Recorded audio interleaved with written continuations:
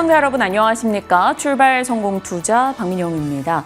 오늘 새벽 뉴욕장은 전강 후약의 흐름이었죠. AI와 금리 인하에 대한 기대감에 출발 분위기는 괜찮았었는데 이내 지역은행의 부실 대출에 대한 우려감이 반영되면서 또 오늘 밤에 있을 미국의 옵션 만기일에 대한 변동을 고려하면서 상승분을 줄인 채 결국 하락 전환하며 거래를 마쳤습니다. 국내장에는 사실 새로운 모멘텀이 추가됐죠. 바로 한미 관세 협상 타결에 대한 기대감이 높아지고 있습니다. 이 부분을 어떻게 소화할 것인가 고민하도록 하겠고요. 오늘 지금 시간 외에서 트럼프 대통령의 GLP-1 가격을 낮춰라라는 압박이 나오고 있습니다. 일라이릴리, 노보노디스크 등이 애프터마켓에서 하락폭을 키워가고 있는데요. 이러한 이슈들 하나씩 짚어보면서 전략 챙겨가도록 하겠습니다. 자, 오늘은 체린 앵커가 하루 부재합니다. 그래서 저희 둘이서 진행하도록 할게요. 국내장의 어제장 분위기부터 확인해 보시죠. 자, 어제 국내 증시는 3,700선을 돌파했습니다.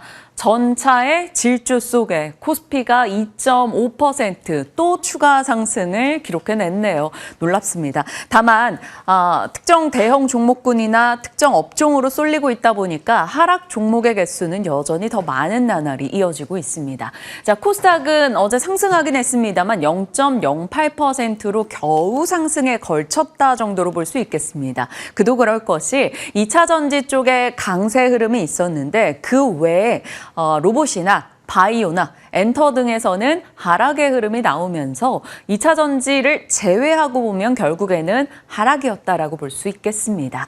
AI가 여전히 강력했고 그런데 AI 반도체의 독주만이 아니라 조금씩 주변을 둘러보는 여유가 생겼다라는 흐름이었습니다.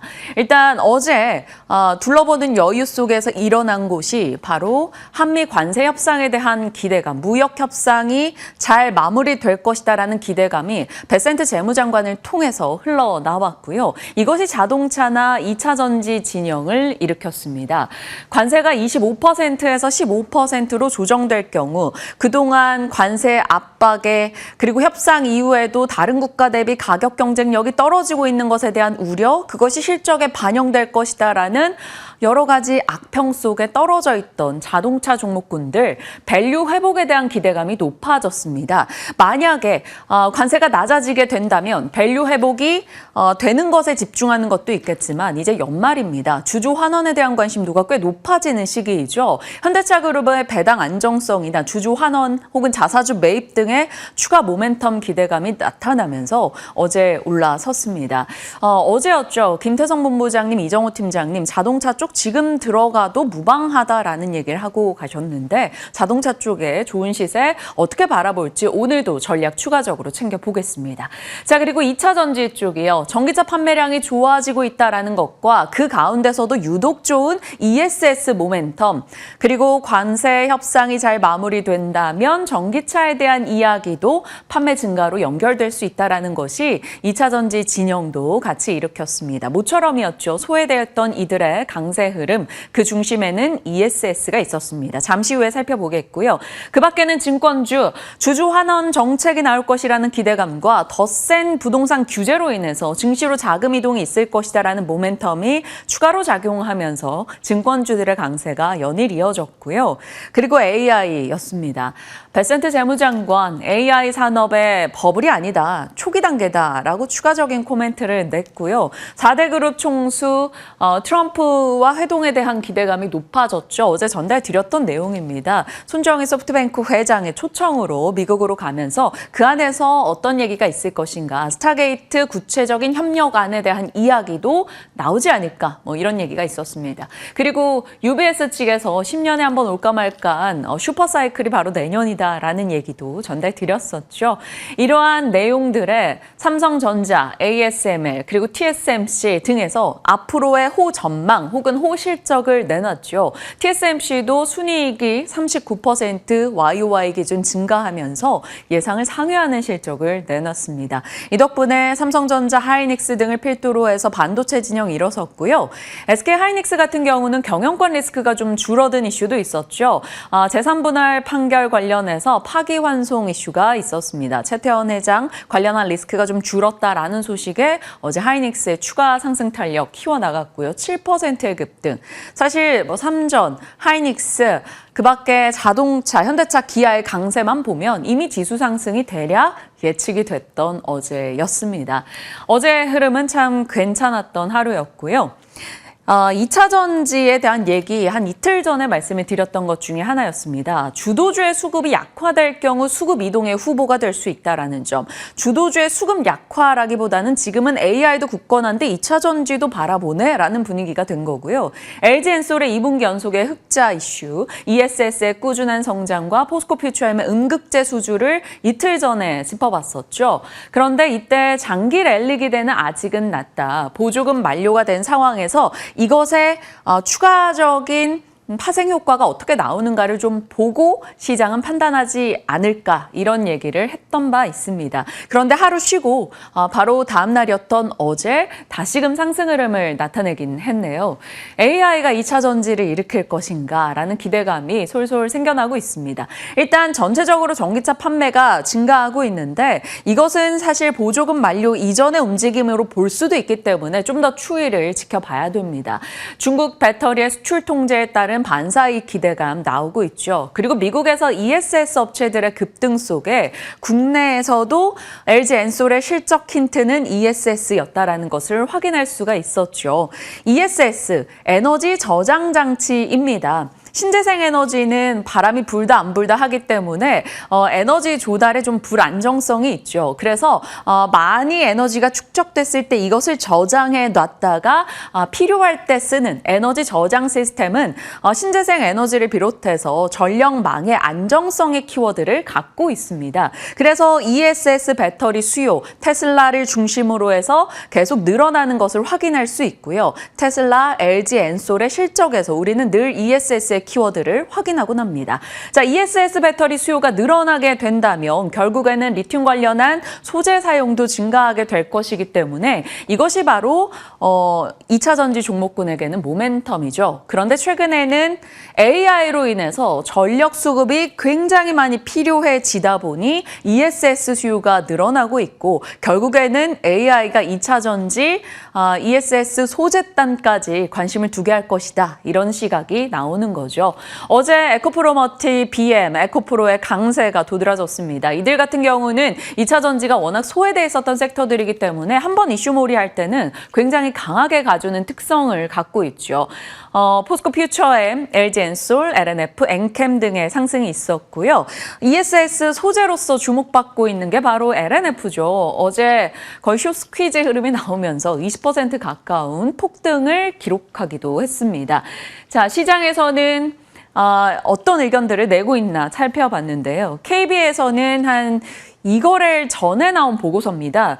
미국의 ESS용 LFP 수요가 급증하고 있다. 최대 수혜는 LNF가 될 것이다. 2거래일 전에 양봉을 만드는 계기가 됐던 보고서인데 어제 추가적으로 외국인과 기관의 강한 매수 유입이 들어왔습니다. 그래서 어제장에선 더 강하게 올라줬고요. 삼성증권의 전일자 보고서인데요. 셀로는 ESS에서 LG엔솔 봐야 되고 소재단에서는 LNF, 부품단에서는 율촌화학과 한중NCS, 신성 ST 등을 체크할 수 있겠다. 이런 보고가 나왔으니까요. ESS 관련한 종목군들에 관심 두고 계신 분들 체크해 보시길 바랍니다.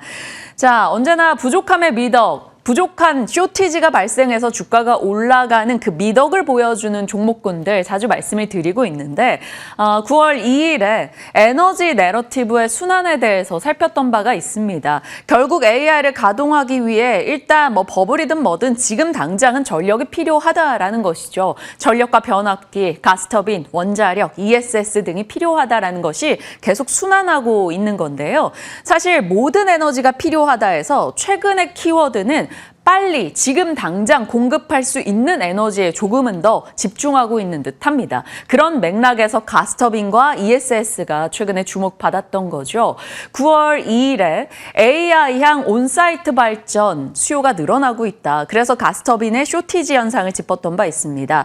가스터빈을 생산하는 국가 자체가 많지 않은 가운데 3대 업체 중에 하나가 바로 미쓰비시 중공업인데요. 이 미쓰비시 중공업이 9월 달에 수주 잔고가 도대체 언제쯤 감소할지는 우리도 모르겠다. 이런 얘기를 꺼내놨던 바가 있었습니다. 그래서 캐파 증설을 한다라는 얘기였었고요. 당시에 가스터빈 쪽으로 주목한다면 두산에너빌리티, BHI, S&T 에너지 등을 보자라고 말씀드렸었고요. 이틀 전이었죠.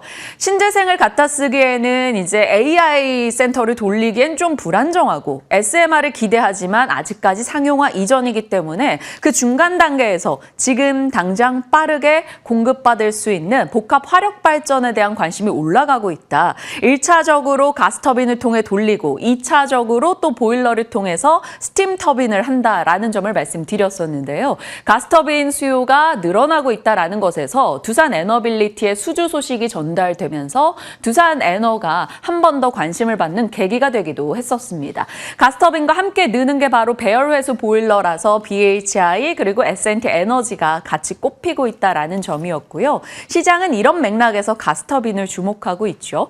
ESS도 마찬가지입니다. 7월경부터 나왔던 얘기예요. 7월 28일의 방송인데요. ESS 배경 속에 AI가 숨어 있다라는 것이었습니다. 결국 지금 미국의 ESS 배터리 시장은 중국의 LFP 쪽이 다 장악을 하고 있다라고 봐도 무방할 정도인데 지금 ESS 배터리 관세 중국은 계속해서 높아지고 있고 내년도도 높아질 것이다라는 겁니다. 그럼 미국 기업들이 안정적인 조달을 위해서 탈중국하게 되면 어느 정도 한국의 수요가 늘지 않겠느냐 이런 기대로 연결되고 있는 거죠. 자, 이런 이야기들에 대해서 월스트리트 저널에서 추가 보도를 냈습니다. AI 전력난으로 인해서 천연가스 그리고 가스터빈 수요가 급증한다라는 것이고요. 국가 전력망이 빠르게 보급되거나 추가되기를 기대하고 있는데 워낙 속도가 느리기 때문에 온사이트 발전, 그러니까 내 스스로 가까이서 빠르게 자가 발전을 해야 되는데 시장은 집중하고 있는 거고요. 가스터빈과 ESS 수요가 그런 맥락에서 는다라는 내용이 담겨 있었습니다. 그래서 이들 종목군으로 관심이 계속 유지될지 지켜봐야 될 것 같네요. 자, 뉴욕장으로 가겠습니다. 정강 후약의 흐름이었죠. 추가 금리 인하에 대한 기대, 반도체 강세 속에 상승 출발했다가 지역은행 부실 대출 그리고 일부 지수의 고평가 언급 속의 하락이었습니다. 아무래도 옵션 만기일 전이다 보니까 변동이 조금 야기됐죠. 3대 지수 모두 다 결국 하락 전환하며 끝이 났는데요. 특징들을 꼽아봤습니다. 일단 AI는 버텼습니다. 출발 대비 상승폭은 줄였습니다만 그래도 엔비디아, 마이크론, 퀄컴 등은 상승으로 끝이 났고요. 마이크론은 5% 이상 올랐는데요. 시티에서 AI로 인해 D램 수요가 폭발하고 있는 점을 짚었습니다. 목표 주가를 $240로 올려 잡으면서 AI 진영은 버텼다. 오라클과 세일즈포스 등의 종목군들도 일단 상승했고요. 반면에 지역은행 부실대출 우려가 또 터져 나왔습니다. 그래서 과거 2023년도에 실리콘밸리 은행의 악몽을 좀 떠올렸던 이들로 인해서 지역은행 관련한 종목들의 일제히 하락 그리고 경기에 대한 우려감으로 연결됐고 변동성 지수인 빅스 지수는 급증을 했습니다. 이것이 지수 하락의 원인이었다라고 볼 수 있겠죠. 그리고 이러한 경기에 대한 우려나 약간의 고평가 논란이 나오자 이내 최근에 많이 올랐었던 약간의 테마성 종목군들이 일제히 하락했는데요. 그 중심에 양자의 조정이 있었습니다. 워낙 상승했었기 때문에 그 상승에 대한 피로감이 좀 있었죠. 그래서 수익 모델이 아직이지 않느냐 뻔한 얘기입니다만 이것이 하락의 이슈가 됐고요. 또 리게트 CEO 측에서 5월에 주식을 전량 매도한 것이 드러났습니다. 그래서 아이온큐부터 해서 리게트 컴퓨팅, 아키퀀텀, 셀스큐 등의 종목군들이 일제히 낙폭을 키웠다라는 점도 센티 위축에 영향을 줬습니다. 자, 그 밖에는 BNP 파리바가 테슬라 과도한 밸류를 받고 있다라고 평가한 점, 테슬라 하락으로 이어졌고요. 차익 실현이 자극되면서 2차 전지, 리튬, 히토류, 양자, 우라늄 등에서 모두 내려갔습니다. 그러니까 이쪽에서 힘받을 만한 테마가 오늘 국내장은 조금 부재하지 않을까 싶네요.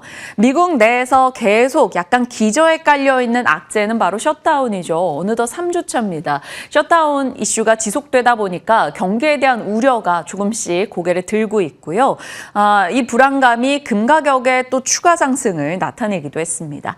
새롭게 등장한 내용은 결국엔 신용 리스크가 부각되고 있다는 겁니다. 지역은행 부실 대출 우려감 등으로 인해서요. 그래서 이것이 국채금리의 하락을 가지고 왔고요. 10년물 국채금리는 4%를 하회했습니다. 자, 뉴욕장의 분위기 핀비즈 히트맵을 통해서 한판으로 보시면 결국에는 엔비디아와 마이크론 등 그리고 오라클까지 해서 AI 진영은 굳건했다. 금에 대한 관심이 여전했기 때문에 금 관련주의 상승이 있었다. 금융주는 지역은행 부실 대출의 대두로 인해서 일제히 하락했다. 이렇게 볼 수 있겠습니다. 그리고 또 하나가 경기에 대한 우려 등이 등장하며 유나이티드 항공이 급락하고 일부 소비주 등이 떨어지는 흐름이 눈에 띄었네요.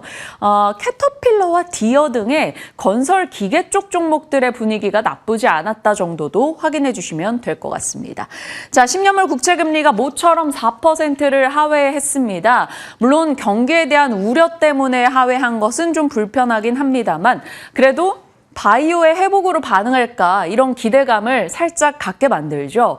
전일 바이오가 꽤 많이 빠졌습니다. 대통령의 바이오, 에너지, 문화 이쪽이 진짜 시장을 성장시킬 견인할 미래다라고 얘기했음에도 불구하고 어제 한 외국계에서 한국은행이 금리를 이제 올릴 것이다라고 분석한 점에 영향을 받았고요. AI의 수급을 2차 전지가 나눠 가지면서 바이오가 소외되는 현상이 있었죠. 그리고 일각에서는 바이오단의 유명 애널리스트의 바이오텍에 대한 4년 만에 톤 다운설까지 나왔습니다. 물론 이것은 썰입니다. 단기적으로 보수적으로 보고 장기적으로 기술 이전의 기대감 내년까지 좀 길게 체크를 하자 뭐 이런 얘기가 나왔다고 하죠. 그래서일까요? 어제 바이오 종목군들이 꽤 많이 밀렸습니다. 알테오젠 3%, ABL 바이오 4%, 리가캠 8%, 에이프릴 바이오 8%, D&D 파마텍 등의 추가 하락이 있기도 했었죠. 그나마 CDMO나 이런 쪽은 괜찮았어요. 삼성 바이오로직스나 셀트리온 등은 올라서긴 했습니다. 이쪽은 사실 많이 올랐던 것도 없었었고 관세 협상에 대한 기대감이 있기 때문에 그동안 관세에 대한 불안이 있을 때 괜히 센티 위축이 있었던 쪽이다 보니 아마 어제는 오른 게 아닐까 싶습니다. 자, 그래서 오늘은 금리 하락에 바이오 쪽이 좀 회복하길 바라는 마음이 있었는데요. 트럼프가 또다시 이런 얘기를 하네요. GLP-1 비만약 가격을 내려야 한다라며 압박을 가했고요. 일라이릴리, 노보노디스크 등이 애프터마켓에서 하락하는 흐름이 나타났습니다. 이 부분을 과연 국내에서 어떻게 해석할 것인가를 봐야 되겠고요. 일정은 있죠. 바로 이제 오늘부터 해서 세계 3대 암학회 중 하나인 에스모 돌입하게 됩니다. 참가하는 주요 국내사는 일정부터 계속 말씀드렸죠. 한미약품, 리가캠바이오, 퓨처캠, 루닛 등 체크하시면 되겠습니다. GI 이노베이션도 마찬가지가 되겠습니다. 어떤 이슈들이 나오는지 확인하시면서 오늘 각 섹터의 분위기 살피러 이동해 보시죠. 전체적인 시장 확인합니다. 관전 포인트 첫 번째는요. 뉴욕은 정강 후약이었다. 테크 외 업종은 모조리 다 하락했었던 것은 불편합니다. 변동성 지수인 빅스의 급등도 불편하고요. 주말을 앞뒀고 미국의 옵션 만기. 그래서 시장이 3,700도 넘었겠다. 약간 쉬어가려는 흐름이 나올 수 있을까라는 걸 지켜봐야 되겠죠. 다만 AI의 주도력은 확인받았습니다. 미국 내 종목들 하락 속에서도 버티기 했고요. 마이크론 5% 상승에는 AI로 인한 D램 슈퍼사이클. 이것은 삼성전자나 하이닉스 역시 함께 받는 모멘텀이 되겠습니다. 관전 세 번째는 업종별로인데요. AI 외 진영에서 최근에 반등을 보여주고 있다라는 점, 자동차, 2차 전지, 어제 조선도 그러했습니다. 그런데 미국에서 리튬, 2차 전지, 테슬라 등이 하락했기 때문에 어떨진 봐야겠습니다만 사실 ESS라는 키워드만 놓고 본다면 국내 종목들의 추가 시세도 기대할 수 있지 않을까 지켜봐야 될 것 같습니다. 그리고 바이오요. 미국에서 금리 하락이 있었는데 바이오텍 회복해주길 바랬는데 일단 바이오텍과 비만, 당뇨, CDMO 각각 나눠서 조금 살필 필요는 있어 보입니다. 그리고 오늘 일정으로는 에스모 정도가 있으니까 확인해 주시고요. 여기 왜 조선이 글씨가 크지라고 생각하실 것 같아서요. 지금 시장이 뭐 AI나 혹은 매크로 쪽의 영향보다는 한미 관세 협상에 초점을 맞추게 된다면 조선의 역할을 한 번 더 기대할 수 있지 않을까 싶어서입니다. 뭐 5대 그룹 총수로 바뀌었더라고요. 삼성, SK, LG, 현대차, 한화 총수가 미국의 말어라고 총출동해서 집결하게 되는데 여기서 그럼 무엇을 기대할 수 있을까 분야별로 나눠봐야겠죠. 삼성과 SK 그러면 스타게이트 협력라는 기대감을 체크할 수 있을 거고요. 당연히 한화, 조선의 키워드입니다. 그런데 반도체와 조선차 등을 생각할 수 있는데 반도체 조선 같은 경우는 결과가 잘 나온다면 그 결과의 도구가 될 수 있죠. 우리의 협상 수단이 된다라는 겁니다. 그런데 자동차 같은 경우는 결과가 잘 나온다면 그 수혜가 되는 쪽이라서 약간의 온도차는 있겠죠. 그래서 먼저 기대감으로 본다면 반도체와 조선일 거고 결과에 대한 기대로 본다면 물론 선반영이라면 다른 얘기겠지만요. 자동차일 겁니다. 그래서 결실의 도구 측면에서 조선을 집중해 봤을 때 대통령실의 정책실장과 산업통상자원부 장관이 미국 백악관 예산관리국을 찾았다라는 소식이 들려오고 있습니다. 그래서 조선업 협력에 대한 논의가 있었다라고 하고요. 오늘 새벽에 나온 속보죠. 미국 국무부 측에서 중국의 하나오션 제재에 대한 비난을 했습니다. 이것이 한국과 미국의 조선업 협력을 약화시키려는 시도이다. 우리는 한국과 함께 할 것이다. 라는 코멘트가 있었네요. 그래서 모처럼 조선 얘기 꺼내 들었고요. 조선 밸류체인 한 번 더 보고 지나가도록 하겠습니다. 자, 조선만 보자니 좀 찝찝하죠. 조용한 방산. 어제도 방산은 하락이었어요. 아무래도 최근 여기저기서 약간 전운이 사그라드는 분위기다 보니까 방산 쪽 같은 경우는 센티 위축 속에 좀 잠잠하게 하락하는 혹은 쉬어가는 흐름이 나오고 있습니다. 평화라고 볼 수 있을까요? 그건 아니죠. 진정한 평화는 아니기 때문에 일단 뉴스 등은 체크하겠습니다. 자, 유럽권에서 EU에서 방위 대비태세 로드맵을 발표했습니다. 전시 대비 체제를 갖추는 정책과 사업 계획을 내놓은 건데요. 내년 1분기까지는 한두 개 회원국을 주도로 분야별 방위 역량 연합을 구성하고 이 이후에는 EU 자체가 무기를 공구한다라는 겁니다. 무기 공동 구매를 추진하는 건데요. 당연히 유럽산 무기를 사면 조금 인센티브를 주긴 하는데 제3국산에 대한 배제가 없다라는 내용이 들어가 있었습니다. 결국 이것은 유럽산으로 조달하긴 하는데 빠르게 방산 대비 체제를 마련하고자 하는 유럽 국가 입장에서는 한국의 무기들을 갖다 쓰지 않겠느냐라는 기대인 거죠. 그래서 모처럼 방산주들 일단 체크를 해봤고요. 한국투자증권 하나시스템에 대해서 목표가 68,000원을 제시했어요. 단기적으로는 필리조선소 손실에 대한 실적 부담이 조금 있긴 하겠지만 K2 전차 수출이나 중동 방산 프로젝트 등에 대한 기대는 남아있다라는 것입니다. 그래서 조용한 방산의 뉴스도 일단은 체크했습니다. 자, 그리고 앞서 ESS 좀 자세하게 살펴드렸죠. 결국엔 AI 데이터 센터로 인해서 에너지가 많이 안정적으로 필요한데 그래서 ESS에 대한 관심이 늘어나고 있다라는 겁니다. 신재생 전력 조달은 안정성이 떨어져서 ESS에 대한 중요도가 부각되는 것이죠. 그래서 관련주들을 항상 이렇게 보여드립니다. 셀 3사, 율촌화학, 2차전지, 한선 엔지니어링, 신성 ST, 한중 NCS, SK 이터닉스 등등을 말씀을 드려왔었는데 나왔는데요. 유촌화학이 저희 김경준 부장님의 종목이죠. 4월 21일에 말씀을 주셨었고 전일 종가 기준으로는 한 23% 수익입니다. 최고가 기준 수익은 훨씬 더 높지만 전일 종가로 저희가 체크를 했고요. 그래서 오늘 새벽 주무시고 계시는 김경준 부장님께 연락을 드렸어요. 급하게 AS 멘트 좀 보내달라고요. 또 눈을 비비고 일어나셔서 연락 주셨는데요. ESS 관련한 중형주 중에 유일하게 어제 외국인 기관 양매수가 있었다. 국민연금의 지분 1% 추가 취득 공시도 있었고 곧 포승공장 가동이 시작돼서 새 역사가 시작될 것이다. 이제 시작입니다. 한 주도 팔지 마세요. 이런 AS를 보내주셨네요. 그래서 다음 주 월요일에 출연하시잖아요. 긴 AS 준비하시겠다고 하시니까요. 유촌화학 보유자시라면 월요일에 함께 또 전략 나눠보시길 바랍니다. 자, 이렇게 금요일에 나왔던 뉴스들을 싹 정리를 했습니다. 시장에 대한 이야기였고요. 이제 섹터로 들어가 보겠습니다. 미나앵커 오늘 어느 쪽인가요? 네, 오늘은 정말 오랜만에 자동차 섹터를 준비해봤습니다. 제가 마지막으로 자동차주에 대해서 브리핑했을 때가 아마 그 봄쯤이었던 것 같은데요. 그 이후에 주가가 이렇다 할 만큼 어떤 결과를 만들어내지 못해서 좀 아쉬웠었는데 전일 아쉬움을 다 털어낼 만큼 주가가 또 강하게 반등을 해줬기 때문에 자동차 섹터 준비를 해봤습니다. 이 이미지 아시는 분들 많이 계실 것 같아요. 영화 인셉션에 나오는 팽이죠. 이게 꿈에 있으면 계속해서 돌아가고 꿈이 아니면 멈추는 역할을 했는데 마지막 장면에서 이 팽이가 계속 돌아가서 이게 꿈인지 아닌지 헷갈리게 하면서 마무리를 짓습니다. 이걸 보고서 우리나라 자동차주들을 향한 뭔가 시그널을 좀 받아볼 수 있지 않을까 이런 생각도 들었는데 우리나라 자동차 기업들의 주가 정말 악몽도 이런 악몽이 없었죠. 다만 어제 강한 반등이 나왔기 때문에 이제 드디어 그 악몽에서 벗어날 수 있을 것인가 이런 점들이 투자자의 입장에서는 궁금하실 겁니다.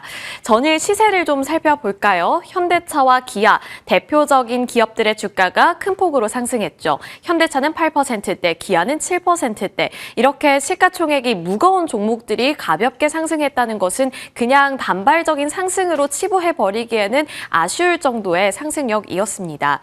또 현대위아라든지 현대모비스, 한온시스템, KG모빌리티 같은 이런 대표적인 부품 기업들도 모두 다 빨간불을 켜내면서 한온시스템은 8%대까지 강한 상승 탄력을 보여주기도 했는데요. 어떤 시그널로 해석을 해볼 수 있을 것인가 하나하나 그 근거들 짚어보도록 하겠습니다.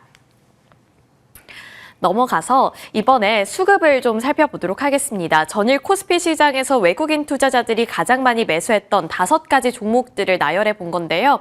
삼성전자부터 LG에너지솔루션까지 나와 있는데 우선 삼성전자가 압도적으로 많은 수급을 빨아들이기는 했습니다. 하지만 현대차도 정말 오랜만에 이렇게 탑5 리스트에 이름을 올렸는데요. 현대차는 외국인 투자자들이 전일 793억 원 가까이 매수하는 모습이 나타났고 기관 투자자들도 전일장에서는 함께 매수하는 모습이 기록이 되기도 했습니다. 기관 투자자들은 3거래일 연속으로 이 종목을 매수하고 있기 때문에 여기서 어떤 의미를 찾아볼 수 있을 것인가도 앞으로 중요한 관전 포인트가 될 것 같고요. 현대차 같은 경우에는 외국계 IB에서도 많이 거래하고 있는 흔적이 남아 있습니다. JP모건 전일장을 기준으로 봤을 때 거래량이 22만 주 넘게 포착이 됐고요. 그리고 골드만삭스 쪽에서도 거래량 14만 5천 주 넘게 집계가 되는 모습이 나타난 만큼 자동차주들이 본격적으로 질주를 시작할 수 있을지 여부도 체크해 보셔야겠습니다. 수급 살펴봤습니다. 이어서 관세에 대한 이야기를 해보도록 할 텐데요. 사실 그동안 주가를 많이 짓누르고 있었던 것은 현대차와 기아가 아무리 노력하고 잘 해내도 주가가 오르지 못했던 것은 결국에 미국의 관세 이슈가 자리를 잡고 있었습니다. 하지만 어제 강한 반등을 이끌어냈던 것 또한 관세 이슈 덕분이었는데요. 이제 미국에서 관세와 관련해서 우리나라와 어떻게든 협상이 잘 되어가는 듯한 흐름이 나오자 기대감이 반영이 된 겁니다. 그래서 대표적인 관세 피해주였던 자동차주들이 조금씩 꿈틀꿈틀 이 관세 피해주라는 타이틀에서 벗어나려는 흐름이 나타나고 있는 건데요. 스콧 베센트 미국 재무부 장관은 한국과의 무역 협상 마무리 단계에 접어들었다라고 말을 하면서 디테일 부분을 강조했습니다. 디테일이 해결되고 있는 중이다 이렇게 말을 했는데 제가 예전에 한번 이런 말씀을 드렸을 거예요. 지금 전체적인 큰 그림 차원에서는 우리나라와 미국 정부가 어느 정도 합의를 했지만 디테일 부분에서 이견이 줄어들지 않고 있기 때문에 어려움을 겪고 있는 거다. 하지만 이번에 베센트 미국 재무부 장관의 입에서 디테일을 해결 중이다라고 말이 나온 만큼 다시 한번 관세 협상에 대한 기대감이 커지고 있다는 점도 체크포인트가 되겠습니다. 그리고 에이펙 전에 우리나라와 미국의 강요급 대면 협상, 거의 마지막 협상 단계라고 지금 해석이 되고 있는데요. 이런 상황 속에서 한미 관세 협상이 최종적으로 타결될 것이라는 기대감도 한층 더 높아지고 있는 상황이죠. 우리나라 김용범 정책실장과 김정관 산통부 장관 그리고 러트닉 상무장관이 함께 만나서 이 3,500억 달러 투자에 대한 구체적인 디테일을 함께 합의할 것으로 기대가 되고 있는데 여기서 마무리 단계가 어떻게 봉합이 될지도 저희와 함께 살펴보면서 그에 맞는 전략들 차근차근 세워보시면 좋을 것 같습니다. 이어서 이제 디테일 부분들을 살펴보도록 하겠습니다. 어떤 효과가 기대되느냐, 이게 투자자 입장에서는 또 가장 궁금한 부분이 될 텐데요. 관세 협상이 진짜 우리가 기대하는 대로 타결이 된다면 어느 정도의 효과가 있을까? 먼저 현대차에 대해서 여러 가지 증권사들의 의견을 요약해봤습니다. 삼성증권에서는 관세가 타결되면 또 한 가지 기대 포인트가 있다고 말을 했는데요. 자사주 매입에 대한 기대감을 높여보자라는 의견을 살펴볼 수가 있었고, KB증권에서는 자동차주들 무역 협상 타결 기대감이 올랐다. 그리고 전반적으로 긍정적인 시각도 담겨 있었습니다. 메리츠증권에서도 자동차 업종에 대해서 업데이트를 하는 내용들을 담고 있었는데 세분화해서 그 디테일들을 살펴본다면 이 관세가 낮아지잖아요. 그 전에는 25% 관세가 부과가 되고 있었는데 만약에 이제 15%까지 낮아진다면 자동차 업종 전반에 대해서 밸류 정상화 기대감을 걸어볼 수 있다라는 시각이 전체적으로 나오고 있는 상황입니다. 그리고 지금 미국 시장에서 일본의 혼다와 닛산의 점유율을 우리나라 기업들이 제치고 있는 상황이기 때문에 일본과 동등한 수준의 관세가 부과가 된다면 경쟁력 차원에서 어느 정도 승부를 걸어볼 만하지 않을까라는 생각이 들기도 하죠. 지금 도요타가 사실상 독점하고 있는 미국 하이브리드 시장에서 점유율을 추가적으로 확대할 수 있을 것이라는 기대감도 함께 자리를 잡고 있는 상황입니다. 또 관세 인하 시에는 현대차에 예상이 되는 관세 부담금 예전에는 연간 4조 9천억 원으로 전망이 되고 있었는데요. 이게 15%로 낮아진다면 대폭 줄일 수 있을 것으로 전망됩니다. 2조 3천억 원으로 추정이 되고 있는 만큼 비용 부담을 어느 정도 많이 털어낼 수 있다는 차원에서도 긍정적인 요인들이 하나씩 등장하고 있는 거죠. 그리고 관세 불확실성을 해소할 시에는 연말에 자사주 매입 가능성도 존재하고 있는 상황입니다. 그중에 우선주 매입 비중이 높게 책정이 되고 있기 때문에 증권가의 시각을 빌려보자면 우선주를 살펴보는 것도 하나의 좋은 전략이 될 수 있다라는 시각도 나오고 있으니까요. 이런 부분들까지 반영해 보시길 바라겠습니다. 넘어가서 이제 관세에 대한 이야기를 말씀드렸는데요. 아직까지는 그 전까지 크게 자리 잡고 있었던 우려감을 이제 막 털어내기 시작한 거고 관세 타결에 대한 이슈, 기대감의 영역에 있는 상황입니다.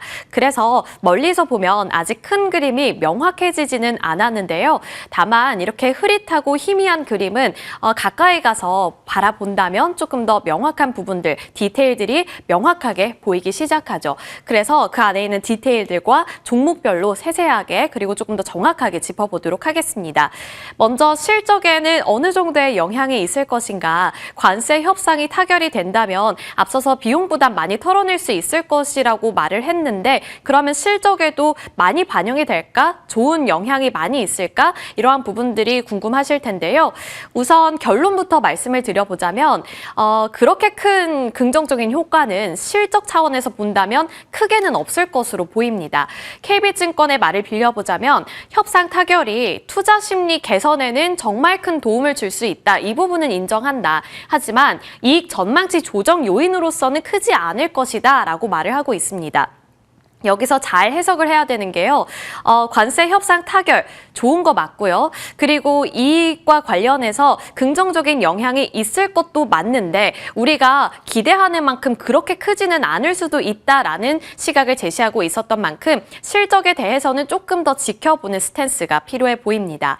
그렇다면 자동차 업종에 대해서 그리고 자동차 종목에 대해서 어떤 전략을 가져가 봐야 할까? 이 질문을 만약에 던진다면 이렇게 답을 내릴 수 있을 것 같습니다. 신한투자증권의 의견을 빌려서 정리를 해본 건데요. 관세 이벤트 전후를 기점으로 분할 매수하는 전략이 유효해 보인다라고 말을 하고 있었고 그 이유는 주주환원 정책이 빛을 발할 것이기 때문이다라고 요약을 해볼 수 있을 것 같습니다. 앞서서 말씀드린 것처럼 자사주 매입 이슈라든지 관세에 대한 부담감을 털어내고 난다면 이러한 부분에서 기대감을 또 한 번 걸어볼 수 있기 때문에 전략 차원에서는 분할 매수 관점을 제시하고 있다는 점도 반영해 봐야겠습니다. 이어서 종목별로 투자 포인트들 짚어보도록 하겠습니다. 현대차 관련해서는 교보증권과 KB증권, 신한투자증권에서 리포트를 발행을 했는데요. 결론 그리고 요약을 내리자면 우선 전반적으로 3분기 실적에 대해서는 회의적인 시각입니다. 이제 10월 말쯤에 현대차, 기아 그리고 대표적인 자동차 부품 종목들이 3분기 실적을 발표할 것으로 보이는데요. 현대차는 보시는 것처럼 컨센서스를 대체적으로 하회할 것으로 예상을 하고 있습니다. 그나마 이제 신한투자증권에서는 컨센서스에 부합할 것으로 예상하고 있는데 나머지 KB증권이라든지 교보증권에서는 컨센서스를 어느 정도 하회할 것으로 예상을 하고 있는데요. 다만 이 부분을 너무 부정적으로 볼 필요까지는 없는 것 같습니다. 모두가 이렇게 예상을 하고 있는 만큼 실적이 컨센서스를 하회하더라도 그래도 우리 관세에 대한 부담감 털어냈잖아. 그럼 앞으로 더 좋아지겠지라는 쪽에 베팅을 하면서 주가가 더 오를 수도 있기 때문에 이러한 부분들은 계속해서 예의주시를 해봐야 될 것 같고요.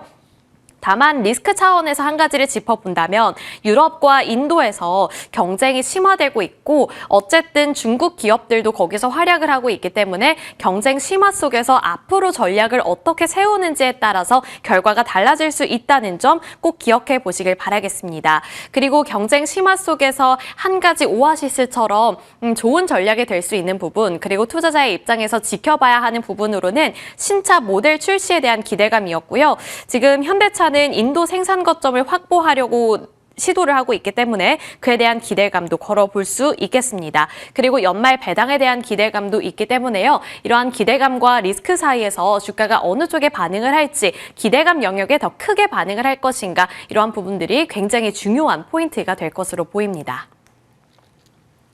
넘어가서 이제 기아 살펴보겠습니다. 기아도 신한투자증권, 키움, SK, 현대차증권에서 모두 다 리포트를 발행했는데요. 앞서 살펴봤던 현대차와 거의 맥락은 비슷합니다. 실적 같은 경우에는 3분기 실적 컨센서스 하회할 것으로 예상한다는 내용들이 지배적이었는데 말씀드린 것처럼 이번에 관세라는 이슈가 워낙 컸다 보니 그것을 그 족쇄를 벗어 던졌다라는 차원에서 실적보다는 그 기대감 영역에 더 크게 반응할 가능성도 있다는 점 보시면서 3분기 실적 예의주시해 보시면 좋을 것 같고요. 마찬가지로 기아 같은 경우에도 신차 출시 효과를 주목해보자라는 시각이 전체적으로 나오고 있는 상황입니다. 먼저 이렇게 현대차와 기아가 묵직하게 그리고 오랫동안 상승 흐름을 잘 이어가줘야 그 아랫단에 있는 부품주들도 아마 연속된 상승 흐름을 가져갈 수 있지 않을까 싶은데요. 현대차와 기아가 어제 어느 정도 유의미한 반등을 나타낸 만큼 정말 유의미한 것일지 그리고 제대로 된 반전이 이루어질 수 있을지 그리고 그렇다면 그 안에서 어떤 전략을 가져가 봐야 할지 저희와 함께 세세한 전략들 세워보시길 바라겠습니다.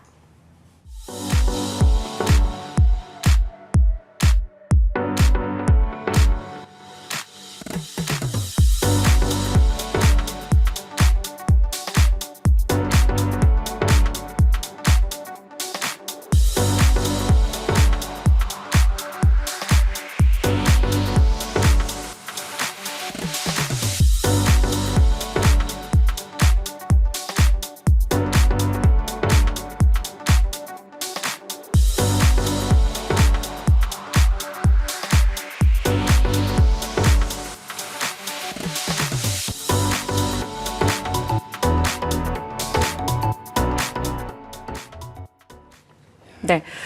저희가 브리핑 시간을 오늘 한 5분 아꼈거든요. 그만큼 전략에 집중하겠습니다. SK증권 조성호 부장님, MTNW 김진만 위원님 함께합니다. 두 분 어서 오세요. 네, 안녕하세요. 네. 안녕하십니까. 두 분과 든든하게 조금 고민 많은 금요일을 해결해 보겠습니다. 진만쌤, 지금 시장, 국내장의 3,700 돌파, AI 반도체만의 독주는 아니고 다른 쪽도 함께 좀 데려가는 분위기가 있습니다. 그런 가운데 미국에서 정강 후약, 그래도 반도체는 버텼고 한미 협상의 기대는 높은 상황이에요. 어떤 판단하십니까? 자, 일단 어제 되게 자기 전까지는 좀 좋았거든요. 그래도 이제 내일 괜찮겠네 하고 이제 생각을 했는데 이제 장이 좀 지나고 나서 보니까 좀 안 좋은 이슈들이 나왔는데 일단은 이제 결과론적으로 말씀을 드리면은 그냥 간단하게 지나갈 문제라고 생각합니다. 어느 정도 미국 입장에서도 관련된 이슈에 대해서 인지를 하고 있고요. 파월 의장이 11월에 이제 양적 긴축을 종료하고 양적 완화한다라는 이야기가 좀 이전에 나왔었는데 관련돼서 이 부분들에 대한 사전적인 정책적인 예고 있지 않을까 싶습니다. 그래서 예전만큼 뭐 나스닥 엄청나게 끌어내릴 만한 요소는 아니고요. 이제 양적 긴축이 끝나고 양적 완화가 만약에 시작이 된다라고 하면은 10월에서 11월 사이에 단기 조정은 물론 있을 수 있겠습니다만 그렇게 크게 엄청난 폭락을 야기할 수는 없다라고 말씀을 드리면서 오히려 11월 부의장을 기대하면서 10월 좀 난이도가 좀 어렵긴 합니다만 그럼에도 살아남았음에 감사하고 이제 11월에 좀 기대를 해보면 좋을 것 같고요. 이제 이번 주 한 주 뭐 총평을 말씀을 드리면 이제 개인들을 과연 엉덩이 무겁게 놔둘 건지 아니면 다른 섹터로 계속 퐁당퐁당 왔다 갔다 하게 할 건지 좀 속이는 시장이다라고 말씀을 드리려고 하는데 그만큼 난이도가 좀 있었고요. 반도체가 바이오가 또 소부장단에서는 의외로 지지부진했고요. 그다음에 로봇과 원전 같은 경우에는 굉장히 좋았고 어제마저 좋을 것으로 전망이 됐으나 어제 나온 세로는 굉장히 좀 뼈아프긴 합니다. 그리고 이제 자동차 2차 전지의 반등은 아무도 기대하지 못했던 부분들이 있었다라고 말씀드려서 되게 알쏭달쏭한 시장이고요. 만약에 모든 섹터를 다 하기가 어렵고 내가 전 섹터를 다 커버하기 어렵다면 그냥 확실한 대안은 반도체 소부장단은 약간의 손실이 난다 하더라도 결국에는 돌아서 올라갈 수 있을 만한 구간이기 때문에 내가 이런 여러 가지 섹터를 대응하기 어렵다라고 하면은 반도체가 그 답이 될 거다 이렇게 말씀을 드리면서 지금은 장 이렇게 좋은데 손실 나면 정말 배 아프고요 뼈 아픕니다. 그래서 지금은 잃지 않는 매매를 하시는 게 좋을 거다라고 말씀을 드리면서 그래도 다행히 아까 설명해 주신 것처럼 우호적인 환경이 지속이 되고 있던 가운데 어제 조금 코스피 3대장이죠. SK하이닉스, 삼성전자, 그다음에 LG 에너지 솔루션이 지수 레벨을 엄청나게 끌어올려줬고 거기에 더해서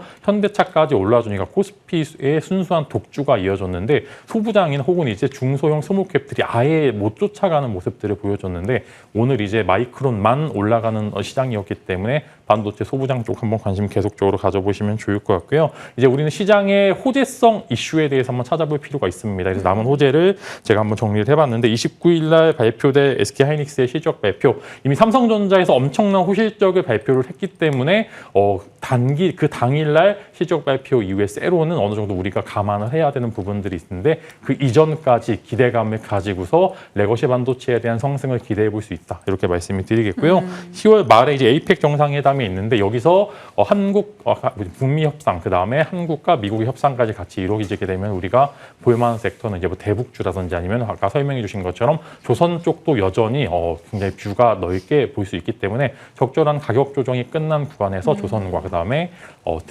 경협주 정도까지 보시면 좋을 것 같다 말씀을 드리겠고요. 시장의 악재는 뭐 이제 셧다운과 미중 갈등 정도인데 어느 정도 마무리가 되어 가고 있는 국면이다라고 말씀을 드리면서 그렇게 크게 지수를 박살낼 만한 요소는 아니다 이렇게 말씀을 드리면서 지금은 셀 온만 좀 유의하면서 시장을 대응하면 좋을 것 같다. 좀 이렇게 정리해 드리도록 하겠습니다.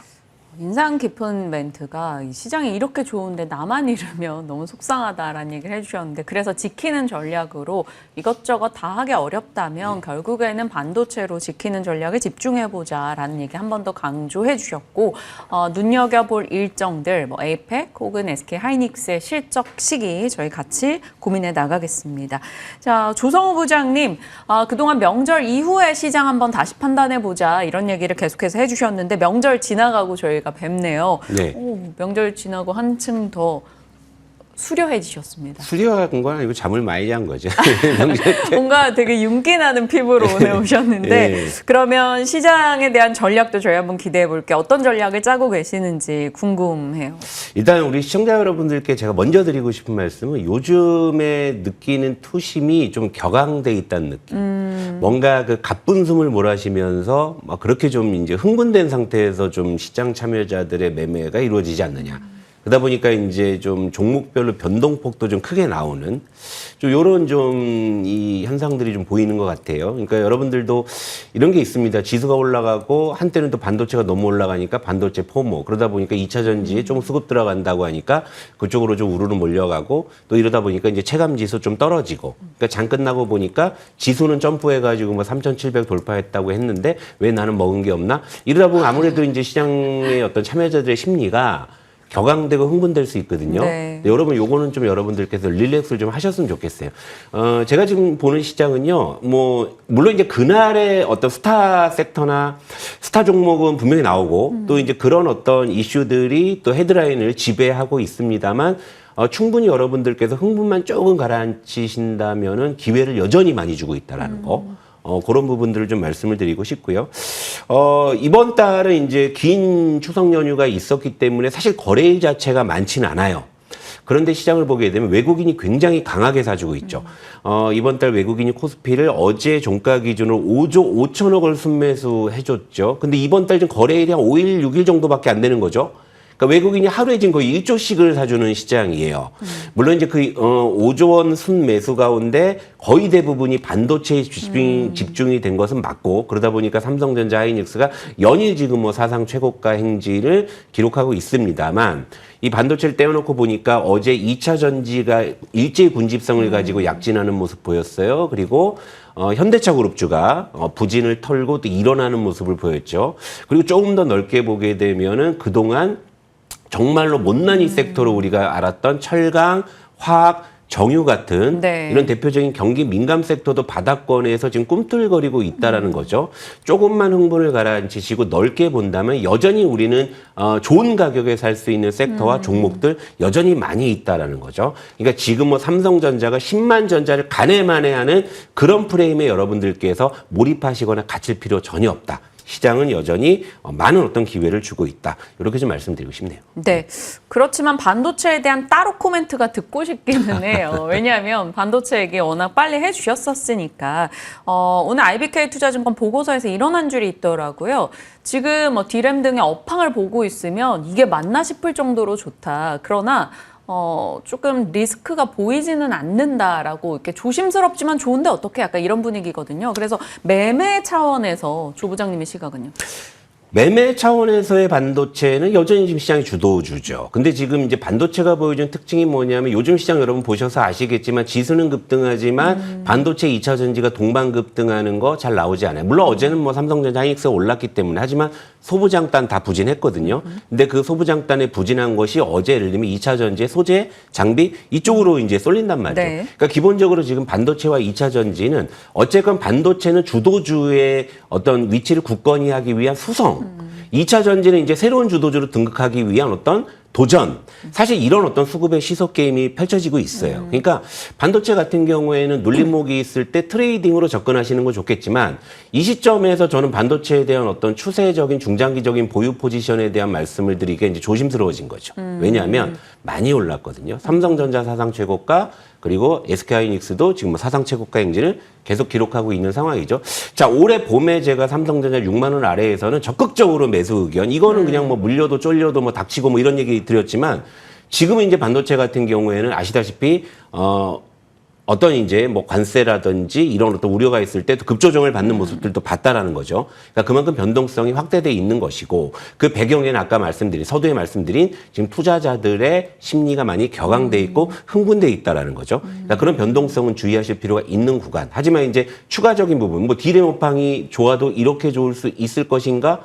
지금 사실 뭐 저희 회사도 지금 PC 교체 막 하고 난리예요. 네. 윈도우 뭐 업데이트하고 당연히 수요가 늘겠죠. 그러니까 그런 부분들이 지금 일시적으로 좀 반영되고 있기 때문에 모르긴 몰라도 이제 디램이나 이런 가격들이 그런 어떤 영향으로 인해서 수요가 좀 튀는 그런 영향들도 있다. 네. 이렇게 보기 때문에 반도체 쪽은 지금부터 예를 들면 11만 전자, 12만 전자 이렇게 그냥 무조건 참가를 부르기보다는 반도체는 일단 속도 조절이 좀 필요한 구간.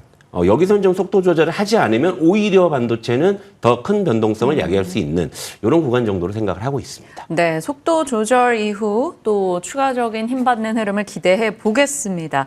자, 진만쌤, 어떤 시청자분이 진만쌤을 목격하셨나 봐요. 키 크고 잘생겼었다고 얘기해 주셨는데, 키 크고 잘생긴 진만쌤께 그러면 2차 전지 얘기 좀 질문 드려보겠습니다. 이제 9월 말에 2차 전지 얘기 주시고, 관련한 상승, 그리고 너무나 장기 랠리는 아니다라는 점까지도 이제 주의 사항으로 얘기를 주셨었어요. 2차 전지 종목군들에 대한 추적을 계속 해오신 만큼 진만쌤의 의견 궁금합니다. 어제 2차 전지 종목의 동반 상승, 그러니까 하루 걸러 하루 이틀 이번 주에 올랐던 건데 결국엔 그 중심에 ESS가 있고 ESS 너머로 이제 AI 전력이 필요해, 안정적인 거 필요해 라는 스토리가 있는 상황이에요. 그래서 LG엔솔, LNF, 유촌화학 등등이 올랐고 ESS 쪽 관심 받는다면 한중, 이터 이런 쪽 보자고도 얘기해 주셨고 GNC 에너지도 얼마 전에 냉각 쪽 얘기 체크해 주셨는데 이런 종목군들은 어떤 의견이세요? 네, 일단은 지금 2차 전지의 상승이 반갑긴 합니다. 보유자 입장에서는 굉장히 반갑고요. 그다음에 바로 직전에 있었던 상승 때 조금 이제 사셨다가 좀 손실 보고 계시던 분들께서는 어제 매도를 꽤나 많이 하신 걸로 알고 있는데 지금 2차 전지에 대해서는 가격적인 메리트가 있을 때 굉장히 좋은 기업 중에 하나입니다. 좋은 섹터 중에 하나입니다. 다만 이렇게 오른 상황에서 여기서 매수하기는 사실 부담이 좀 있는 게 좀 없지 않아 있습니다. 그래서 일단 상승에 제가 보시면은 처음 상승에 나왔을 때도 일단 바닥권에 대해서 이야기를 정확히 드렸고요. 그다음에 두 번째 반등 파동이 나올 때도 아무도 이제 2차 전지 쪽 관심 안 가질 때 2차 전지 관련 코멘트를 제가 한번 찾아봤는데 9월 26일 날 드렸더라고요. 그래서 그때는 밸류 체인상 굉장히 유의미한 반등을 보여줄 수 있을 만한 좀 대형주 위주로 보자라고 말씀을 드리겠고요. 지금도 마찬가지입니다. 지금 이제 어제 상승이 굉장히 많이 나오니까 질문을 굉장히 많이 받는 게 지금 2차 전지 하단부에 있는 조금 시가총액이 낮은 기업들도 올라갈 수 있을까요? 라는 질문을 굉장히 많이 받았는데 물론 올라갈 수 있다라고 생각을 합니다만 반등이 나왔을 때 대형주를 못 따라가는 상승률을 보여주게 될 가능성이 굉장히 큽니다. 그래서 만약에 내가 2차 전지에 대해서 여전히 지금 관심을 가지고 있고 혹은 추가 매수를 하고 싶다라고 하시는 분들은 지금 가격대에 매수하기는 굉장히 좀 저는 안 좋다라고 생각이 됩니다. 쌀 때 사야지 좋은 섹터지 비쌀 때 샀을 때 올라갈 때 요인은 ESS 하나밖에 없고요. 내려갈 때는 온갖 이슈와 악재들을 다 맞을 수 있을 만한 그런 섹터이기 때문에 지금은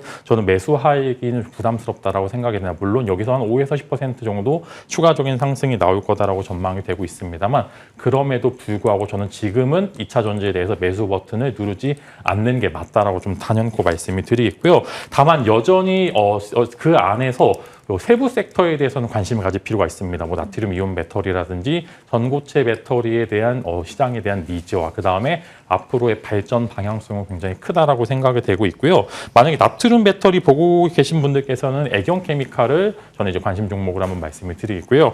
전고체 배터리 관련된 이슈는 저는 이수 스페셜티 케미칼을 여러분들이 사실 다른 거는 다 안 사도 되는 것 같은데 이수 스페셜티 케미칼은 여러분들이 2차 전지 관심 갖고 계신 분들은 한 번 정도 매수를 해보셔도 좋을 만한 기업이다. 라고 말씀을 드리겠고요. 여전히 저는 동일합니다. 2차 전지가 잘 나가서 섹터가 올라간 게 아니라 LG 에너지 솔루션이 잘해서 섹터가 올라간 거다라고 생각이 되기 때문에 상승할 때 이유와 하락할 때 이유가 너무나 좀 괴리가 있어서 지금은 조금 위험하다 이렇게 말씀을 드리면서 관련된 2차 전지 관련돼서 여전히 손실을 보고 계시거나 아니면은 추가적으로 전략이 필요하신 분들께서는 제가 매번 이제 소통창구에서 전략을 공유를 드렸던 것 같습니다. 그래서 제가 2차 전지 관련된 코멘트를 들을 때마다 한 일주일 정도 있다가 강한 상승이 나오니까 여전히 2차 전지를 좀 고통받고 있는 분들 혹은 이제 앞으로의 전략이 궁금하신 분들께서는 하단부에 나가는 이제 QR코드 있는데 이제 카메라 드셔서 오른쪽 QR코드 찍으면은 저랑 이제 소통할 수 있는 창구로 이동이 되시니까 관련돼서 2차 전지의 전략 제가 계속적으로 업데이트 해드리되 지금은 그렇게 매력적인 자리는 아니다. 가격이 뷰를 만든 섹터 중에 대표적인 종목이 2차 전지이기 때문에 또 한 번의 기회가 있을 거다라고 생각이 되고 있기 때문에 그때 가서 제가 다시 한번 말씀을 드리도록 하겠습니다. 지금은 매력을 느끼지 못한다라고 진만쌤 얘기 주셨어요. 가격이 뷰를 만들었다. 그러니까 뷰가 가격을 만드는 타이밍에 다시 얘기를 주시겠다라는 거니까요. 일단 확인했습니다. 밤사이 미국의 또 리튬이나 뭐 전기차 종목군들이 내리긴 했어서 또 주말을 앞둬서 어떨지 모르겠습니다. 일단은 ESS라는 키워드로 반응은 했는데 어떨지 지켜봐야겠네요. 조성호 부장님은 2차 전지 어떤 시각이신지요?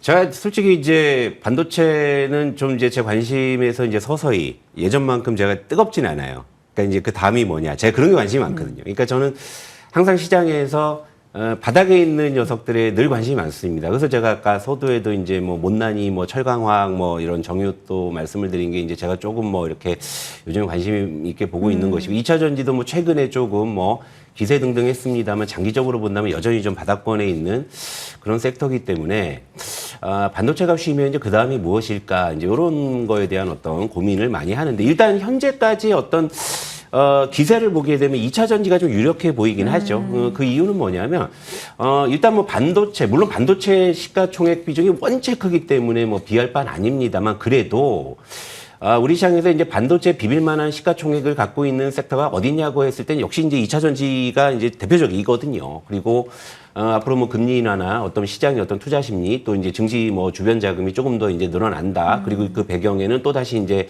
또 부동산의 어떤 이제 규제책이 또 발표가 됐고 그래서 어떻게든 지금 증시에 좀 어떻게든 돈이 좀 더 들어올 수 있는 그런 상황이라고 하면 그러면 이제 그런 돈들이 정말 이제 뭐 지금 97,000원인 삼성전자를 11만 원 보고 살지 아니면은 이제 정말 좀 박앤세일하고 있는 뭐 그런 쪽에 들어갈지 이런 부분들은 뭐 시간이 지나봐야 확인이 이제 되겠지만은 지금의 2차 전지는 올 봄에 우리가 삼성전자를 바라보던 그 시점의 고민인 것 같아요.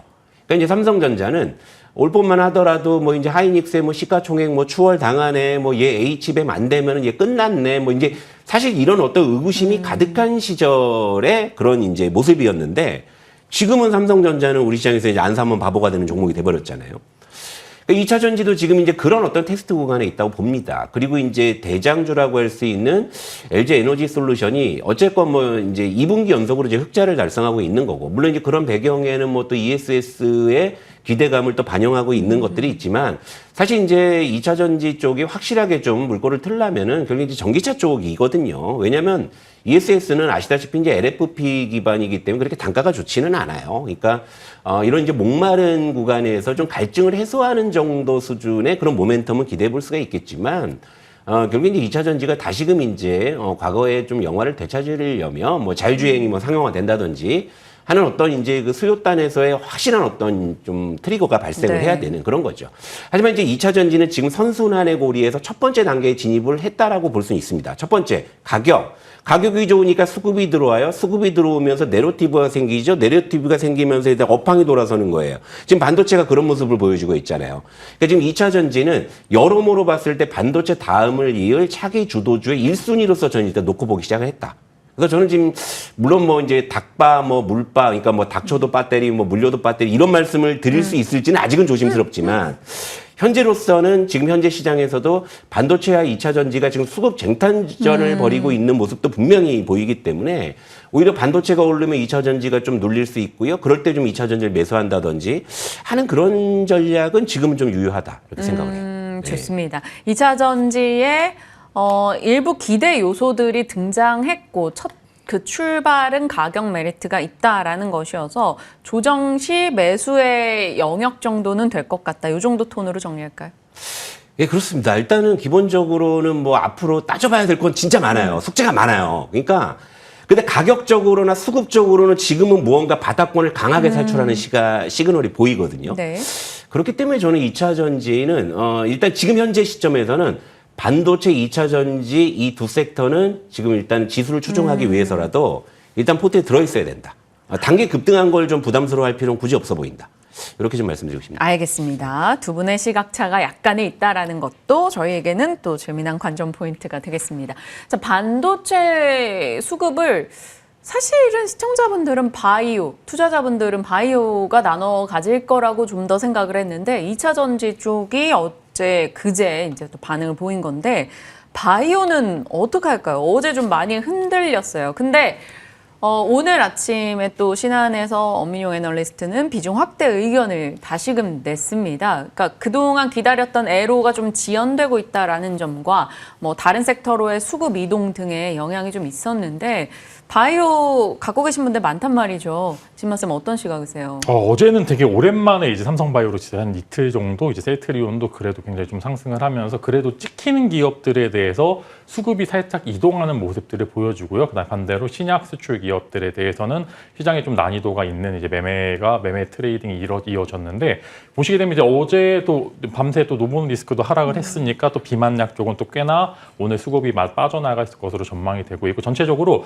그냥 차익 실현 매물이 나오는 구간에서 여러 가지 악재들이 좀 붙는 시간이다라고 생각이 됩니다. 그래서 우리가 여기서 비중을 늘려야 될 종목과 그다음에 줄여야 될 종목을 좀 구분할 필요가 있다라고 말씀을 드리겠는데 그럼 뭘 늘릴까요? 네, 일단은 저는 알테오젠과 리가켄바이오 만약에 조금 더 우선순위를 꼽자면 리가켄바이오 정도까지는 저는 이제 비중을 좀 알테리가? 늘리셔도 될 거다라고 생각이 되고 너무나 이제 작은 기업이나 혹은 이제 조금 가격이 뷰를 만드는 기업들은 좀 피하실 필요가 있다라고 생각이 되고 상승할 때 이유가 많은 기업과 그다음에 하락할 때 이유가 단순 차익 실현 매물 정도까지만 보는 기업들이 지금 시장에서 계속적으로 박스권 하단을 잡고서 올라가게 될 가능성이 훨씬 더 크다라고 생각이 됩니다. 그래서 어제 요 며칠간의 바이오 쪽의 하락은 섹터별로 패시브 자금들이 뭉탱이로 빠져서 다른 섹터로 이동하는 구간이다라고 생각이 되고 있고요. 뭐 엄청 큰 걱정을 하시기보다는 내가 갖고 있는 기업이 상승이 나왔을 때 얼마만큼의 반등 톤을 보여줬는지 그걸 한번 잘 체크를 해보시면 좋을 것 같고요. 그냥 메인은 알테오젠과 리가켄 바이오를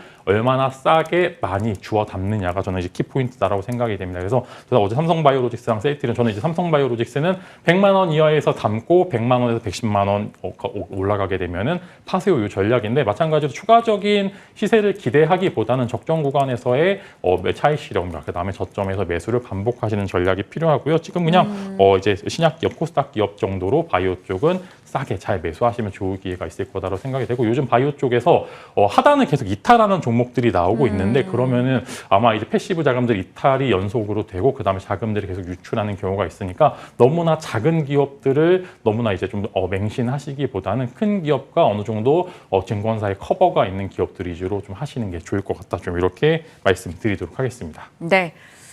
제약 바이오단에서 진만쌤의 아이디어 저희 살폈습니다. 조성호 부장님은 바이오 진영 어떤 판단하시는지요? 사실 뭐 날씨가 이제 추워져서 그런지 이제 좀 이제 반바지를 잘 안 입으니까 이제 바이오가 이제 조금 요즘에 추워져서 그런가. 그래서 이제 반바지 중에 발을 빼니까 이제 반지 이렇게 이제 되는데. 예, 반도체 2차 전지죠. 근데 이제 바이오 같은 경우는, 뭐 사실 요즘에 이제 좀 부진하다고 하는 것도 좀 코스닥 시총 상위 바이오주 중심의 그런 논리인 것 같고요.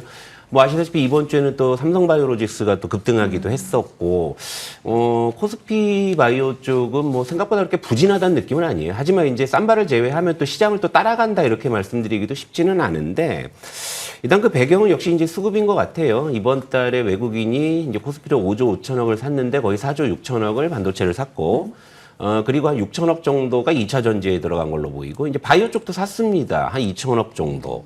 샀어요. 그러니까 이제 그러니까 반도체 2차 전지 바이오 순으로 이제 외국인의 수급이 들어오기는 했는데 바이오 쪽은 그냥 시장 추종하는 정도 수준에서 그러니까 액티브하게 들어온 수급은 아직은 발견이 안 된다.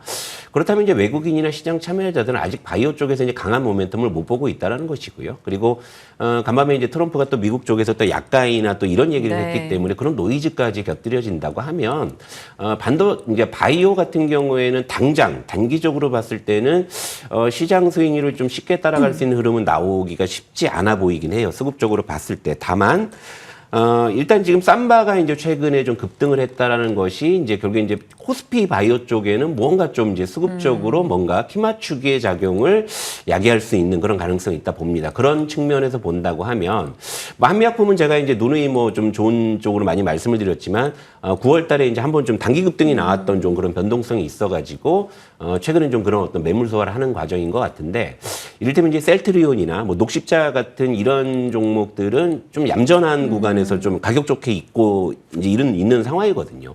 그러니까 이제 그런 쪽으로의 좀 선별적 접근은 그래도 나름 뭐 유효하지 않을까 이런 정도로 정리해 볼 수 있겠습니다. 네, 알겠습니다. 이렇게 반도체 2차 전지 바이오 전략을 챙겼습니다. 그런데 다음 섹터에 대한 질문이 이제 고민돼요. 자동차를 할까 했는데 사실 오늘 앞서 저는 이제 한미 협상의 키워드의 시장에 관심을 둔다면 자동차도 자동차겠지만 협상의 수단 측면에서 조선에 대한 기대를 다시금 불살라 볼 수 있지 않을까 이런 생각도 들었거든요. 그래서 조선이나 그리고 좀 조용한 방산의 얘기를 하고 싶어요. 방산은 하락하고 있지만 그래도 전체적인 내러티브가 훼손되진 않았거든요. 그래서 조선과 방산에 대한 진만씀 시각은요?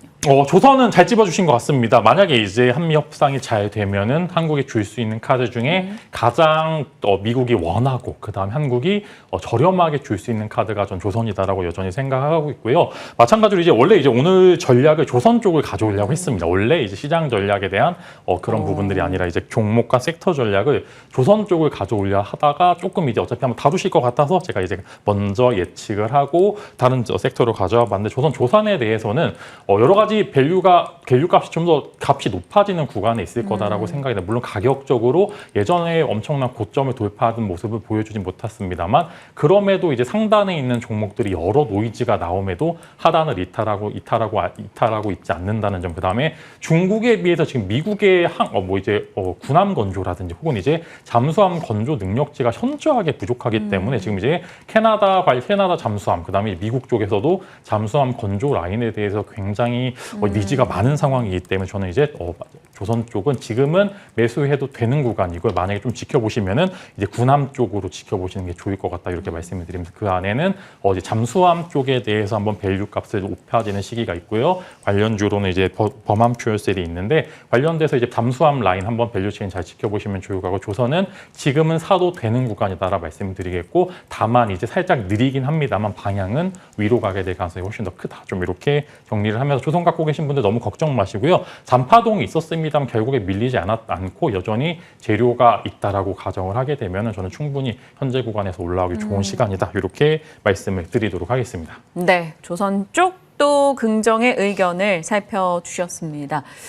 지금 프리마켓에서 조선주들 분위기 어떤지 한번 살짝 볼까요? 하나오션이나 삼성중공업이나 그 밖에 기자재단들 한번 봐야겠습니다. HD 한국조선해양은 0.5% 정도 상승권의 출발 확인이 되고 있고요. 하나오션 한번 체크해볼까요? 네, 한 2.5% 정도 상승 흐름 일단 나쁘지 않은 조선주의 시세 프리마켓에서는 확인되고 있네요. 조선과 방산에 대한 조성호 부장님의 시각은요? 쏘쏘?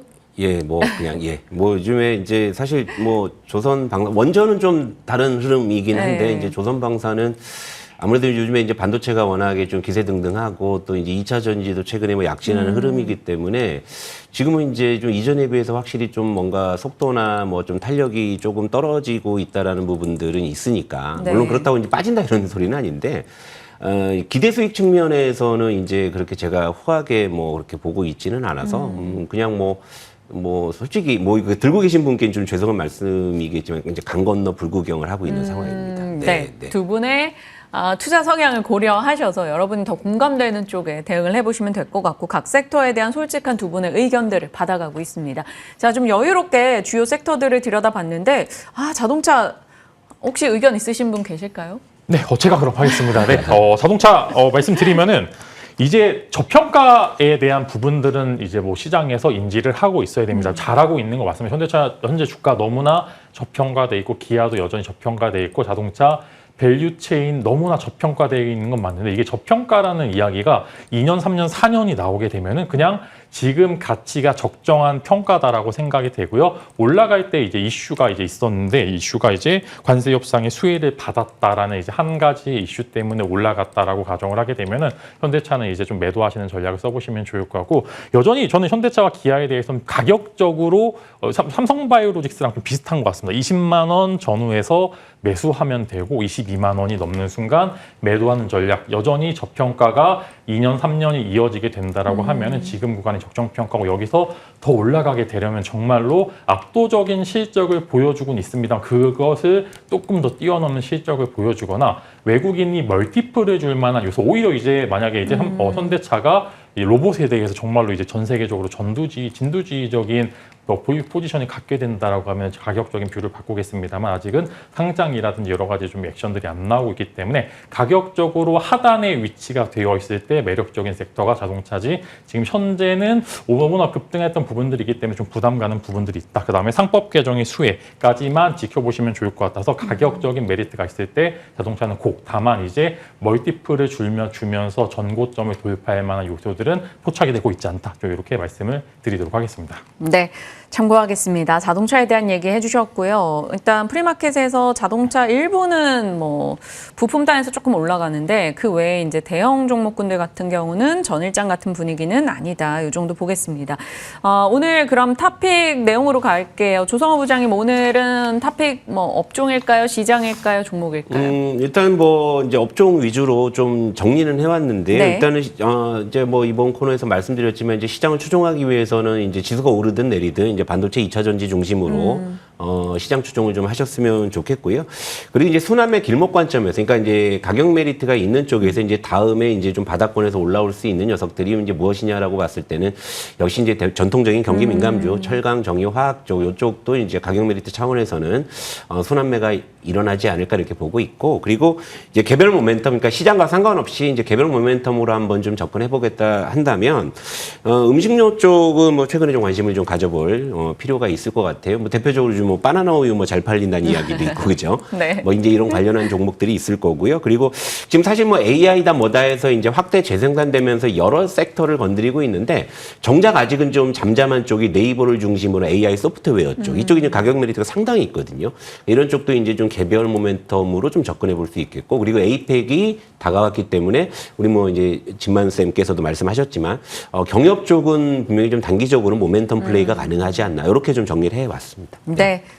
시장과 또 순환 혹은 개별 모멘텀 측면에서 각각 얘기를 해 주셨고요. 진만쌤의 토픽은 어떤 겁니까? 저는 이제 고체물 산화전지 관련돼서 이제 연료전지 관련 이야기 말씀을 드리려고 하는데, 뭐 2차 전지와 연관이 돼 있는 건 아닙니다만 관련돼서 이제 수소 관련주들이 요즘 시세가 계속 잘 나오고 있는 것 같습니다. 원래 힘을 모아뒀다가 터지는 구간에서 조용조용 많이 올랐는데 단순히 테마성 이슈. 원래 이제 수소 가지 이제 원래는 범한 퓨어셀을 이제 제가 공부를 하다가 조선 괜찮. 라고 보다가 두산 퓨얼셀도 괜찮네, 이런 이제 생각의 흐름이 진행이 되면서 이제 오늘 SOFC 관련주 한번 가져와 봤고요. 범한 퓨얼셀과 두산 퓨얼셀 두 종목 말씀을 드리면서 관련돼서 이제 범한 퓨얼셀은 이제 잠수함 관련된 이슈 이거 꽤나 큽니다. 이제 캐나다 잠수함 수주 더해서 미국 쪽 잠수함 수주까지 만약 이어지게 된다라고 하면은 국내에 몇 없는 관련주 내에서 범한 퓨얼셀 충분히 관심 가져보시면 좋을 것 같고요.